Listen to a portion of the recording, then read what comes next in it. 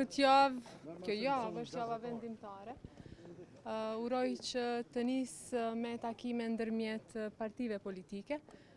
Unë mirëpres çfarëdo kontributi të partive politike, grupeve parlamentare në raport me çështjen e zgjedhjes së presidentit, për faktin se nuk ka mbetur edhe shumë ditë, por në qoftë se ka vullnet mund të kryhet brenda shumë pak orësh. Prandaj i ftoj edhe sot këtë të diel që javën që kemi paranesh ta shfrytëzojnë me takime dhe të cilat uroj të përmbyllen me një konsensus sa i përket emrit të presidentit. Unë nuk jam përgjegjëse për të ftuar partitë politike në takim.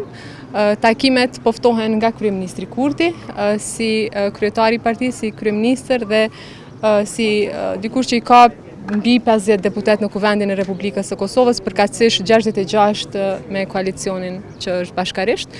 Prandaj në qoftë se partitë politike presin ftesa nga unë, si ushtruese e detyrës së presidentit, presidentës në këtë rast, natyrisht që unë do t'i ftoj, por nuk kam parë kërkesa, nuk kam parë që nuk pranohen ftesat nga kryeministri Kurti, për shkak se ju e dini që në të kaluarën ka pasur probleme edhe në raport me këtë çështje.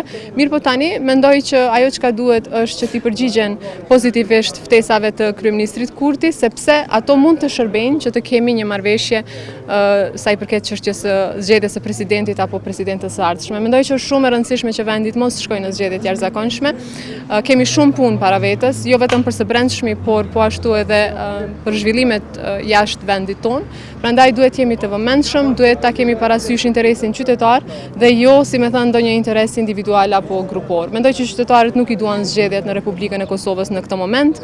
Në dhjetor të vitit kaluar ata kanë votuar për partitë politike pra në këto zgjedhje, prandaj mendoj që askush nuk do duhet të synonte që me veprimet e tyre që ta çojnë vendin në zgjedhje. I ftoj që të përbashkohen, të unifikohen e pastaj betejat për çështje të tjera i lëm pas zgjedhjes së presidentit.